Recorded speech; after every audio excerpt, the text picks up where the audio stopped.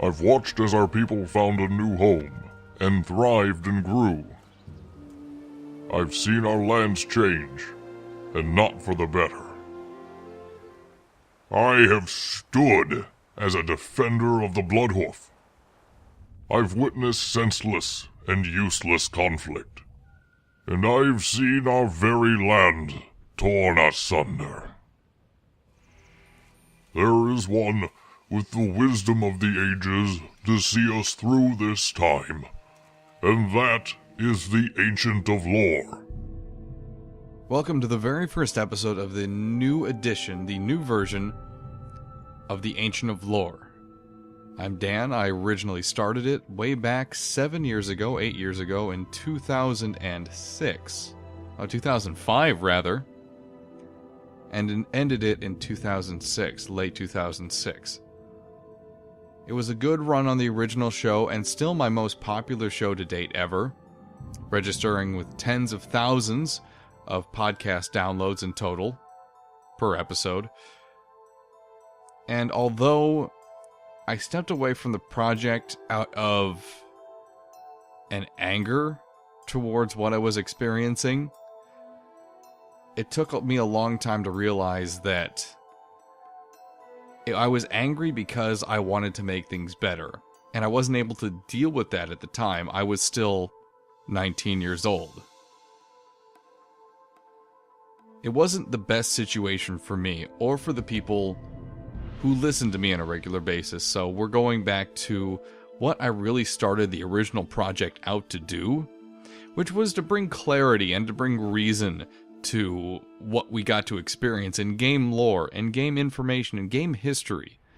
Now, people would look at that and say, the history of what we got to experience as a product, as a consumer product, that's not what we're talking about at all. We're talking about what we experience that draws us into that world. What feelings, what emotions, what experiences we get that bring us into that game world and really lock us in there. Even when we're not playing, that make us think, that make us work at it, that make us wonder, that make us want to know more. A good story will always do that. And that's why I originally started the Ancient of Lore. It was to inform, to spotlight, to bring light information, whether it's an incorrect piece of information or a correct piece of information, and to show what I loved about World of Warcraft. Now, I will say this. This show is not going to be all World of Warcraft by any stretch of the imagination. We're branching out. There are many games out there that I want to talk about. Everything from your run-of-the-mill RPGs to some RTSs. Maybe even some action games. There are a lot of things that I want to talk about when it comes to that hook, that drive that always makes us want to know more. With that being said, though, we're going to have a lot of the same individuals involved in this project that were involved in my original project way back when. Strixus will be here. Kay, we're hoping will be here. He has been hard to convince, but I certainly do hope that with time he will be eager and interested in the project. And Nobunaga, who will feature on this episode, will be submitting content as well regularly. With that being said, though, we're going to jump into our first feature of the night, which is a look at some of the things that I have enjoyed and maybe not been quite so happy with when it comes to the Mists of Pandaria, the latest expansion that is now concluding for World of Warcraft. One thing that I really did love about World of Warcraft was how well designed it was, and they really kept that up with Mists of Pandaria. Look now here in the Valley of the Four Winds. We're just flying around taking a look at it real quick. The skybox, the terrain, it's all so brilliantly put together Everything tells a story about this place, how the fields are placed, the terrain, the valleys, the mountains right there, the little hilltops and peaks that you can see birds perching on, different pieces of wildlife. Here we have the Storm Stout Brewery. Look at it, take it in. It's an amazing piece of artwork that the developers obviously took time to put in and design and actually show how it was built. You can see how it was kind of started on the banks of this little river, built up from a small little village that we see right in front of us, and it turned into something bigger. And then they built more, and more, and more. And it turned into this massive facility that actually took up a majority of the river. You can see how it was pieced together into a greater and greater thing. The water wheels are shoved out into the middle of it because they had nowhere else to put them. Not only is it eye-catching, and it's beautiful, and it's glorious, but it tells a deep and rich story without even saying a word. It doesn't have to. And that's how lore should be portrayed in a game. You don't need to throw it at us in a book, even in an in-game book, although they're very helpful. Give it to us in what we're actually seeing. Show it to us. Let the lore actually exist, instead of just telling us it exists. And that's one thing that Mists of Pandaria did so well. Instead of telling, it showed. And it showed in such a major way with everything it did. And I believe that the Valley of the Four Winds that we see as I'm flying around on my Drake did so well. I was absolutely enthralled by how well it was designed. Up next here is one that I have two very conflicting thoughts about. Well, not conflicting, but very different. The first one here is my thoughts on the Yaungol. Now, what the Yaungol are, very simply, are a race of Tauren-like creatures that obviously at some point in time, probably during the Great Diaspora that took place in the Tauren tribes before they first left Mulgore, then the Yaungol split off, as many different tribes did, and then during the Shattering, where all the different continents split apart, they were stuck on Pandaria. Now, there are a lot of big differences between the Yaungol and the Tauren. The Tauren are a little more peaceful. They're a little more respecting. They respect nature a good deal more, and they generally have a more peaceful, kind, loving attitude towards them. The Yaungol are very different. They worship fire. They worship pitch. Yes, they have very distinct and very colorful practices when it comes to their appreciation of the elements. Again, specifically fire, and at times earth. But it's more a focus of what these things can do for them versus appreciating that they exist, which is a big difference. The Tauren, as you can probably guess, appreciate and love nature.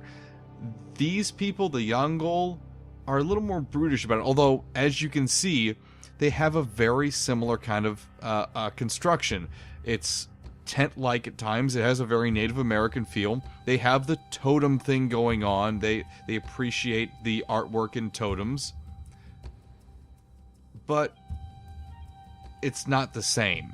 It really shows that they developed differently than the Tauren. And in fact, they more represent Mongolian culture in the whole of Pandaria, where Pandaria was designed around different aspects of Asian histories and cultures. Point being, though, we have the worship of certain elements, but more for the purposes of how useful they are versus how they need to be appreciated. It's a very subtle but important distinction. Now you can see here that, Again, they have a tribal system. They do have shamans, which, again, very similar to the Tauren. But it's just, it's almost distinctly for the purposes of war and conquest versus love and appreciation and peace. So, the thing that I really love about this is it shows us, and in fact tells us, more of what we didn't know about the Tauren diaspora, where the tribes divided. They split up because of something that happened that they aren't proud of. And then, because of the shattering, all of a sudden, this tribe is completely cut off from all of the tribes of Tauren. It develops genetically in a different way than the Tauren did. I love it. I absolutely love it. Now, unfortunately, the lesser side of this coin, the thing I really didn't like that Blizzard did when it comes to this, the Klaxxi. The Klaxxi are portrayed as a third lost race that came from the Akir.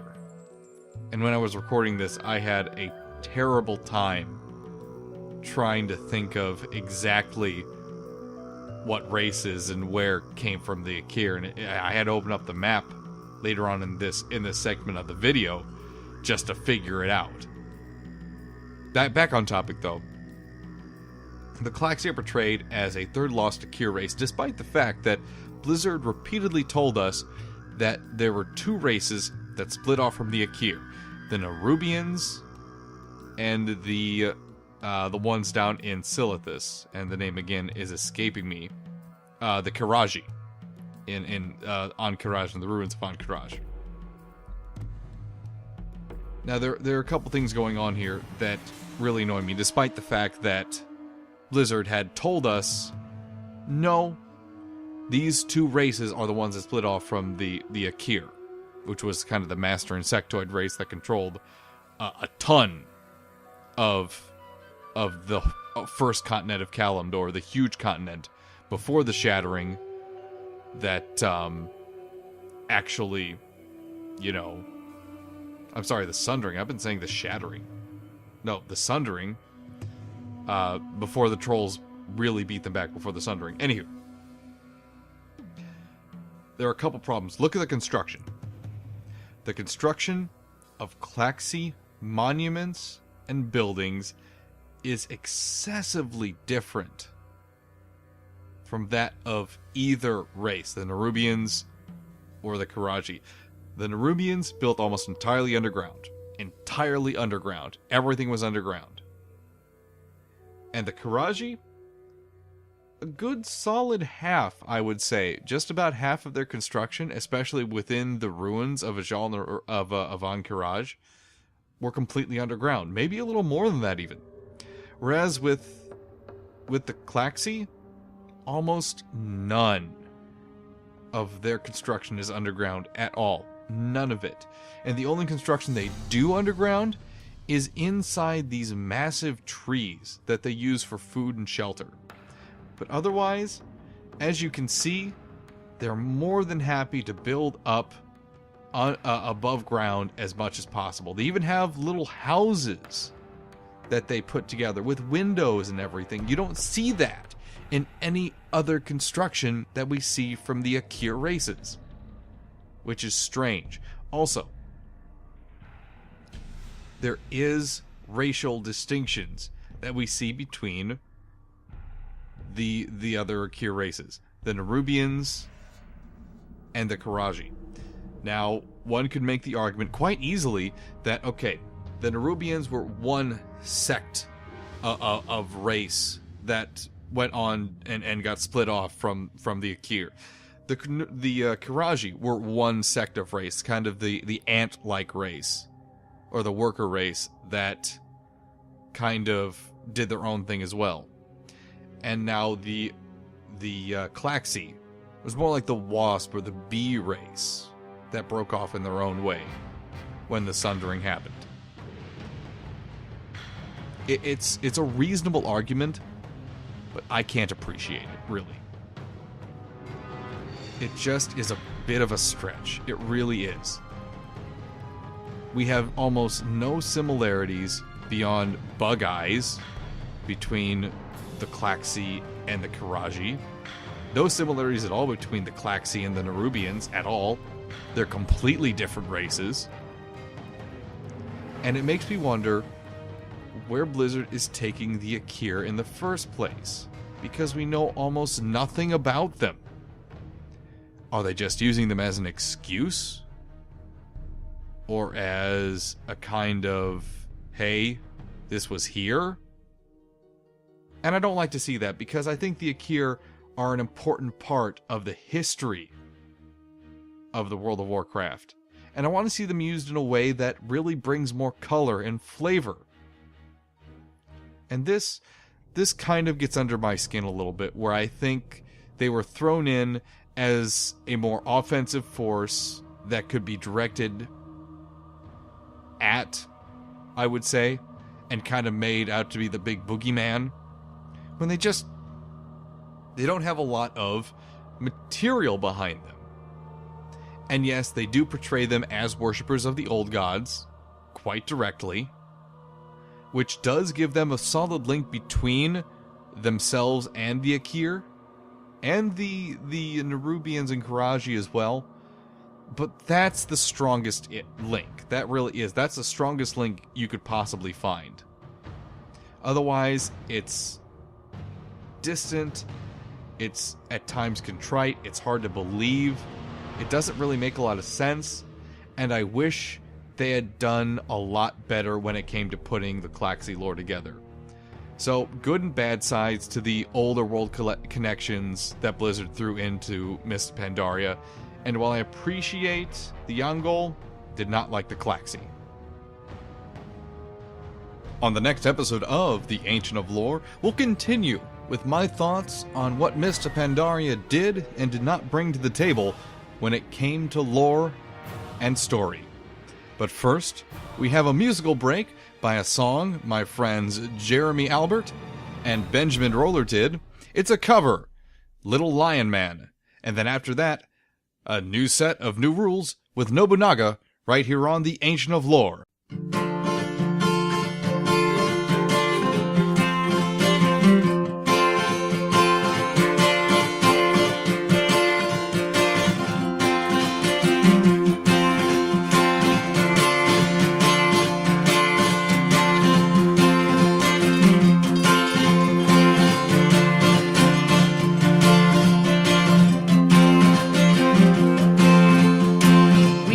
Yourself, my man, you'll never be what is in your heart.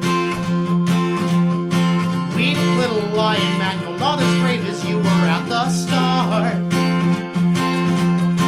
Rage yourself and rage yourself, take all the courage you have left. Waste it on fixing all the problems that you made in your own head. But it was not your fault but mine, and it was your heart on the line. I really fucked it up this time, didn't I, my dear? Didn't I, my dear?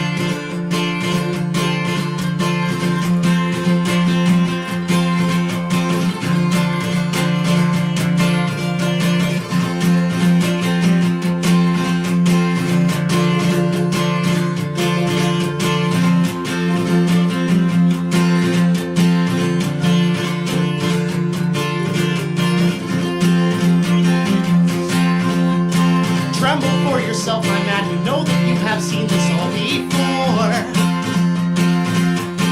Tremble, little lion man, you'll never settle any of your scores. Your grace is wasted in your face, your boldness stands alone among the wreck. Now learn from your mother, or I'll spend your days biting your own neck. But it was not your fault but mine, was your heart on the line. I really fucked it up this time, didn't I, my dear? But it was not your fault but mine, and it was your heart on the line. I really fucked it up this time,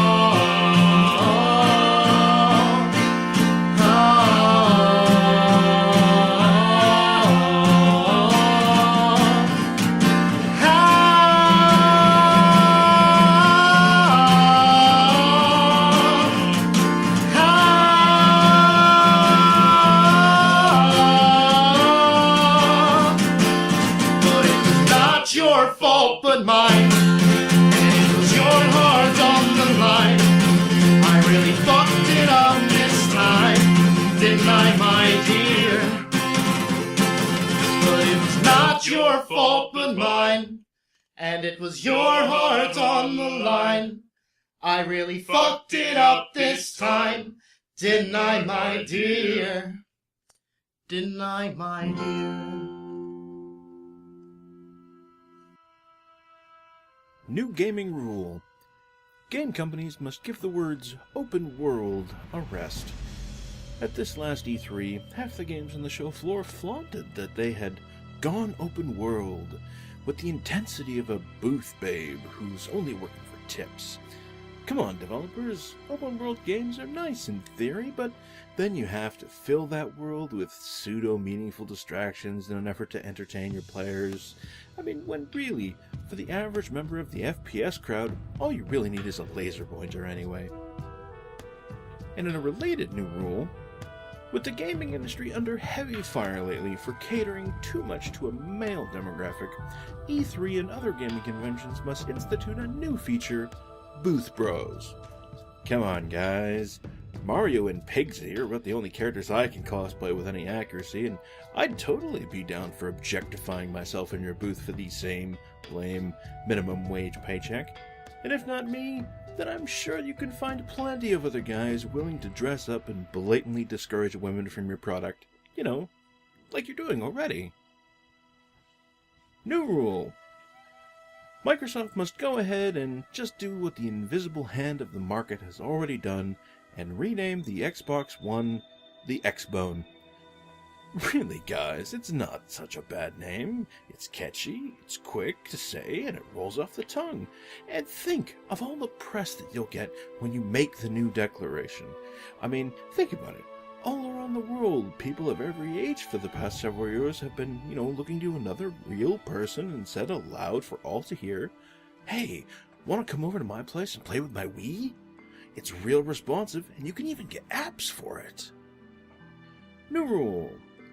Companies and individuals who create and bring to market products that take advantage of the paranoid and stupid in our industry and culture must be heralded as heroes. In light of all the fear-mongering Xbone owners afraid that their new console's built-in next-generation Kinect will spy on them and take pictures of them in their underwear and send them back to the Microsoft Data Mining Center, introducing the PDP Kinect TV Mount, a special mounting bracket for your Kinect sensor with a sliding cover that will block all of the Kinect's cameras so you can finally be safe. And for only $19.99, who wouldn't pick up this little gadget? Now, sure, you could put something in front of it, but the thing moves when you play with it and it might knock it over. Or you could toss a cloth over it, but, it is laundry day, and, you've already used up all of your tinfoil on that very special hat you're wearing. New rule. Game companies must go ahead and admit that microtransactions in single-player games was the way that they finally figured out how to monetize cheat codes. Think back to the last 5 years. When was the last time you entered a cheat code at the main menu screen that wasn't some nostalgic Konami code, and something actually cool happened? Extra lives, tons of money, secret game modes, sound tests, and music demos. The cheat codes of old have been given a dollar figure and placed in our gaming marketplace, where we all salivate at the opportunity to pay $5 for a little bit of extra cash or some unique cosmetic item. Games used to have a handful of cheat codes each, and they were fun, interesting, but ever since game developers discovered they could make a few extra bucks, I think we've lost out on something special. And finally, new gaming rule. The next so-called professional gaming journalist to call the end of game journalism itself because of a developer snubbed them in some way must immediately go to either Kickstarter or Indiegogo and start a fund to begin one of the longest and most, no doubt, difficult and brutally taxing journeys they'll ever undertake in an effort to find the one last soul fuck I give about them and their self-entitled apocalyptic bullshit.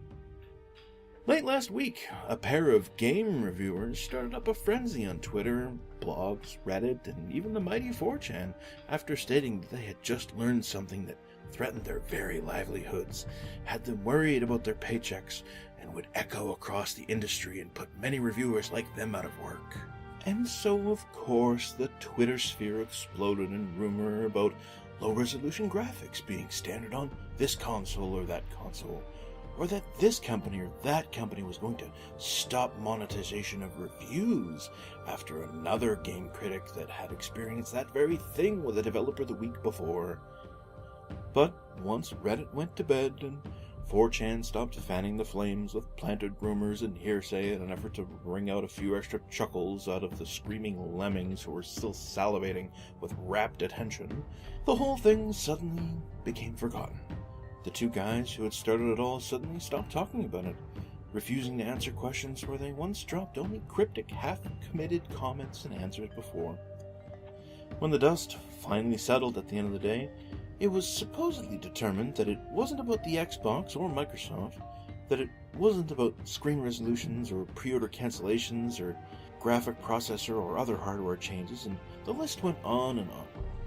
Days later, it was finally revealed that the big industry-threatening evil that loomed overhead, that threatened their livelihoods, that claimed literally made them fearful for their futures and providing for their families was that their free PlayStation 4s would not be arriving for them to test until 2 days before the console's shipping date in stores. The two men? Arthur Guise, founder of Polygon.com, and Adam Sessler, executive producer at Revision 3 Games. These titans of the gaming industry used this minor annoyance to panic no small sampling of the anxious public that followed and read their deceiving tweets and tracked down their vague forum statements, all for what? Some extra Twitter followers? Some of that sweet gaming controversy website hits? Maybe it was just a slow news day. Don't believe me that they could possibly have led people on about such a minor inconvenience? These are just some of the things that they tweeted that night. Was looking forward to this weekend, and then today happened. I want to be a banker again. The economy is more predictable. My concerns about my livelihood being dramatically affected by corporate decisions. This will have a nominal effect on you as a consumer. I'm sorry if I'm being annoying, but I'm having to consider new professional avenues. It's that serious. I'm still human, and I'm scared. So-called professional game journalists should show their professionalism to this industry and their fans by not creating meaningless, substance-lacking, dramatic dribble for the sake of marketing themselves at the expense of sending the ever-hungry gaming public into a doomsday frenzy. When they do, and they purposefully mislead the public into raging alongside them only to be let down the moment the truth comes out, they need to be called on it, have their nose dragged through the runoff from the putrid stain they created like a disobedient dog that's just lifted its leg over their living room carpet. Gamers have been demanding the real world take them seriously, and their hobby just as seriously as any other aspect in the mainstream media. And I guess they're finally getting their wish, because thanks to Adam Sessler, Arthur Guise, and other professionals in our industry, our journalists, they're beginning to look a hell of a lot like the other mainstream journalists in the world. The fantastic Nobunaga, ever on his game and with ever sharper wit, with a set of new rules. Thank you to Nobunaga for submitting that. Look forward to more content from Nobunaga, Kay, and Strixus in the coming future with more episodes. That's it for the very first episode of the new edition of the Ancient of Lore. I'm Dan. Thank you so much for joining me. If you'd like to find out more about myself and my partner Rob, you can go to robanddan.tv. This has been a Rob and Dan Network broadcast on youtube.com/The Rob and Dan Show. Thank you for joining us, and as always, be well.